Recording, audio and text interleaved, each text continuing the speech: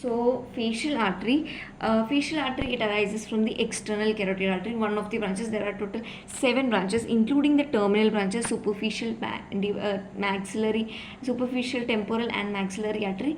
The external carotid artery has 7 branches. Facial artery is one of them. After the looped course in the submandibular gland, it enters the face by winding around the lower border of the mandible. Okay, there is another one where I have told the looped course. So it loops around the facial nerve, loops around the styloid process and then enters the parotid gland. The similar way it loops around or the winds around the submandibular gland. In the submandibular gland, it forms a S-shaped loop. Okay, and then it enters the face through the lower border of mandible.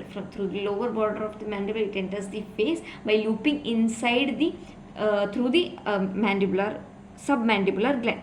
Now the surface marking is, it lies 1.2 centimeter lateral to the angle of the mouth and then the angle of the eye. So you join a line between both the points, draw a point 1.25 centimeter lateral to the mouth and at the angle of the eye, and join both the lines. Okay, so that is the surface marking, and it anastomoses with one of the branches, dorsal nasal branch of ophthalmic artery. So we have learned ophthalmic artery in scalp, which supplies the scalp. So there is a branch, dorsal nasal branch of ophthalmic artery. It anastomoses with that, and the terminating branch which anastomoses with this, the facial artery's terminating branch is called angular artery, and this angular artery anastomoses with the dorsal, and this angular artery anastomoses with the dorsal branch of the dorsal nasal branch of the ophthalmic artery, and the branches are inferior labial, superior labial, lateral nasal, and then muscular branches. So angular artery is one of the muscular branches. Okay, superior labial, inferior labial, muscular branches, lateral nasal artery, superior labial, inferior labial, lateral nasal, and muscular branches. Now the facial artery is quite tortuous. This is how you differentiate between the facial artery and the facial nerve.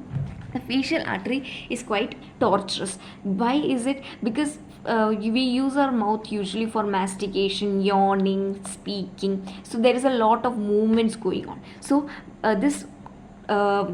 stretching can occur in this facial artery, and it can cause rupture of the artery. So to prevent this rupture during the movements, this facial artery is quite tortuous. So when we pull them, the tortuosity pulls it. Okay, now then comes the dangerous area of face.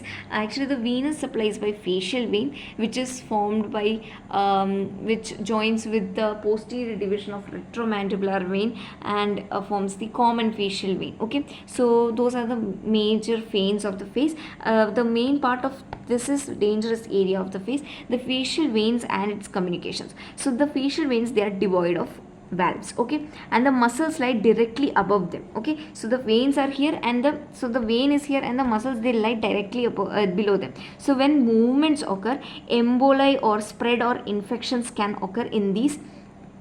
Spread of infections can occur to these veins. Now these veins are connected to pterygoid venous plexuses and the cavernous sinuses through emissary veins. So they can be transferred to the cavernous sinuses, and the infection, they can pass on to the cavernous sinus and pterygoid venous sinus easily because there is no valves. Okay, so this can cause cavernous venous thrombosis or cavernous sinus thrombosis and meningitis. What all can cause? Meningitis or cavernous sinus thrombosis.